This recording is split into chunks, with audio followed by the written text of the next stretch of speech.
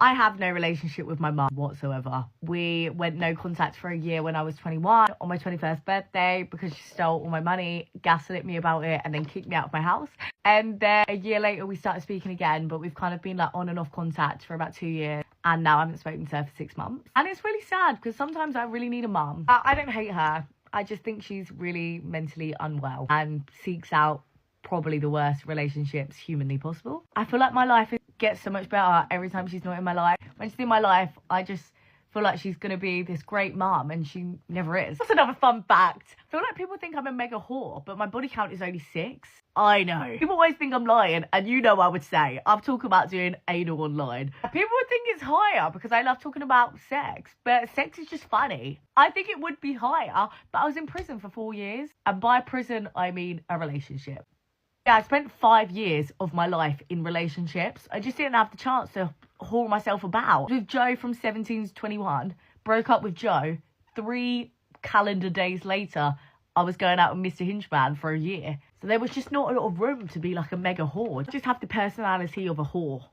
And I like that. What else? Like it's deep now. I feel like I need to make it deep. I feel like we just haven't connected, like spiritually. I feel like I'm very like on here. And I want to have a spiritual connection. Like I always see, when I see Tana Mojo talk about like her family and stuff, like I feel like it just resonates so much to what she says. And she was my mum. So if I could be that to someone or like have someone relate, I know how impactful that was to me. Hopefully I could be that for you. I don't know, 6, 7. I feel like we're getting deep now. Let's just take it deeper.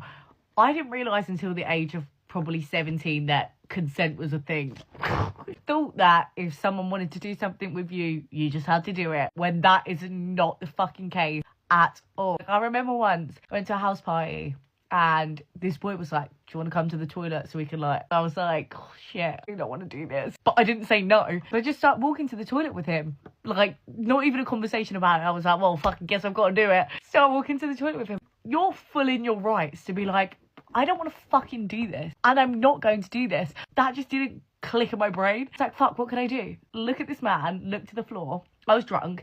I was probably like 14. Pretended to pass out, laid on the floor. This man is pulling up my dead weight body and dragging me into the toilet. Shut the door, and I did it. Literally did it. And I know that's deep. TW. I don't know why. Like, I was full in my rights to be like, no, I don't want to do that. I'm not doing that. And I'm walking away from this situation like, fuck you. But I just didn't realise that you can say no. And I've got a million more stories like this. I remember being on tour and some girl was like, would you talk about stuff like this? And I'm 100% I would talk about things like this.